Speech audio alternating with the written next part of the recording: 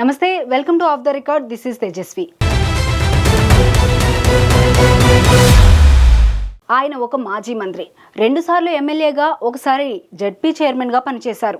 నోరుంది కదా అని నోటికి ఏదొస్తే అది మాట్లాడటమే ఆయన స్టైల్. రాజకీయాల్లో ఎదుటివారి వ్యక్తిగత విషయాలను కూడా ప్రస్తావిస్తూ సొంత పార్టీలోని నాయకులకు, కార్యకర్తలకు చులకనగా మారాడని ప్రచారం జరుగుతుంది.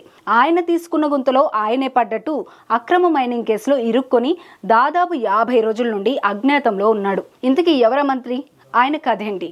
Let's watch this.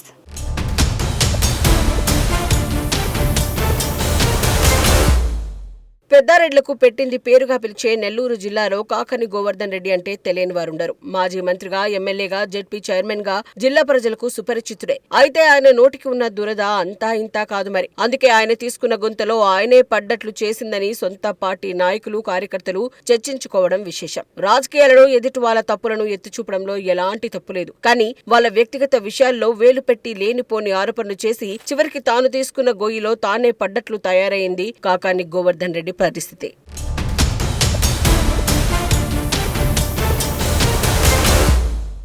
అక్రమ మైనింగ్ కేసులో A4గా ఉన్న కాకాని గోవర్ధన్ రెడ్డి దాదాపు 50 రోజుల నుంచి ఏమైపోయారో ఎవ్వరికీ తెలియదు. జిల్లా ఎస్పీ కృష్ణకాంత్ ప్రత్యేకంగా 5-6 టీంలు ఏర్పాటు చేసి కాకాని గోవర్ధన్ రెడ్డి కోసం గాలిస్తున్నారు. అటు బెంగళూరు, హైదరాబాద్, చెన్నై, ఢిల్లీతో పాటు ఏకంగా శ్రీలంక దేశంలో కూడా ప్రత్యేక బృందాలు వెళ్లి కాకాని కోసం వేట కొనసాగిస్తున్నాయట. అక్రమ మైనింగ్ కేసులో కాకాని పేరు చేర్చినప్పుడు రండి, అరెస్టు చేసుకోండి, తానేమి భయపడే వాడిని కాదని, జైలుకైనా పోతానని, తగ్గేది లేదు అని మహా బిల్డప్ ఇచ్చిన కాకాని గోవర్ధన్ రెడ్డి ఇప్పుడు ఏమైపోయారో ఎవరికి అర్థం కాని పరిస్థితి. సవాలు విసిరి తీరా పోలీసులు విచారణకు పిలిచే సమయానికి తుస్సుమని మాయమైపోయారు. అటు హైకోర్టులో, ఇటు సుప్రీంకోర్టులో కాకానికి బెయిల్ విషయంలో ఎదురు దెబ్బ తగిలింది. అయినప్పటికీ పోలీసులకు మాత్రం లొంగిపోకపోవడం విశేషం. ఒక పక్క కాకాని గోవర్ధన్ రెడ్డి ముఖ్య అనుచరులపై కేసులు నమోదవుతున్నాయి. ఈ కేసులో ఇప్పటికే కొంతమంది జైలుకు కూడా వెళ్లారు. మరికొంతమంది బెయిల్ కూడా తెచ్చుకున్నారు. అయితే కాకానికి మాత్రం హైకోర్టు, సుప్రీంకోర్టు చుక్కలు చూపిస్తున్నాయి. దీంతో ఇక తమ నాయకుడు ఊచలు లెక్క పెట్టక తప్పదేమో అని వైసీపీ నాయకులు గుసగుసలాడుకుంటున్నారు.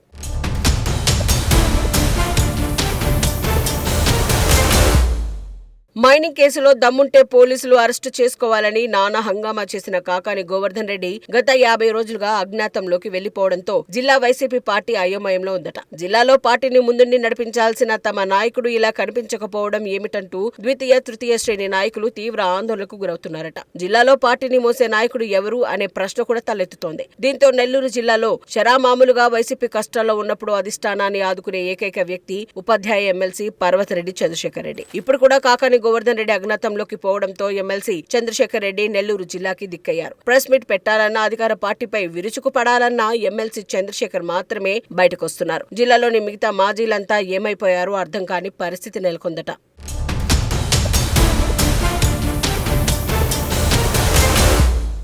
కాకాని గోవర్ధన్ రెడ్డికే ఇలాంటి పరిస్థితి వస్తే ఇక తమ పరిస్థితి ఏమిటంటూ మిగతా మాజీలంతా సైలెంట్ అయిపోయారట. దీంతో అధిష్టానం ఒత్తిడి మేరకు ఎమ్మెల్సీ పర్వతరెడ్డి చంద్రశేఖర్ రెడ్డి అన్ని తానై భుజస్కంధాలపై నెల్లూరు జిల్లాలో వైసీపీ పార్టీని మోస్తున్నారట. మరోపక్క వైసీపీ మరో మాజీ ఎమ్మెల్యే రామిరెడ్డి ప్రతాప్ కుమార్ రెడ్డి కూడా పైలాన్ ధ్వంసం చేసిన కేసులో బెయిల్ పై తిరుగుతున్నారు. ఇక త్వరలో ముఖ్యమైన నాయకుడిని కూడా పోలీసులు అరెస్ట్ చేస్తారని జోరుగా ప్రచారం జరుగుతోంది. ఇక గోవర్ధన్ రెడ్డికి అటు హైకోర్టు, ఇటు సుప్రీంకోర్టులో బెయిల్ విషయంలో ఎదురు దెబ్బ తగలడంతో ఏ నిమిషంలోనైనా కోర్టులో సరెండర్ అవుతారని ప్రచారం కూడా జరుగుతోంది. కాకాని గోవర్ధన్ రెడ్డిపై అక్రమ మైనింగ్ కేసు, పేలుడు పదార్థాలు ఉపయోగించాడు అనే కేసు, SC/ST అట్రాసిటీ కేసు, మాజీ మంత్రి సోమిరెడ్డిపై సోషల్ మీడియాలో అసభ్యకర పోస్టులు పెట్టిన కేసు, ఇలా దాదాపు 10 కేసులు పైగానే ఉన్నాయి. కాకాని గోవర్ధన్ రెడ్డి గాని పోలీసులకు దొరికినా, కోర్టులో లొంగిపోయినా దాదాపు 3 నుంచి 5 నెలలు జైల్లో ఉండే అవకాశాలు ఉన్నాయని నెల్లూరు జిల్లాలో ప్రచారం కూడా జరుగుతోంది.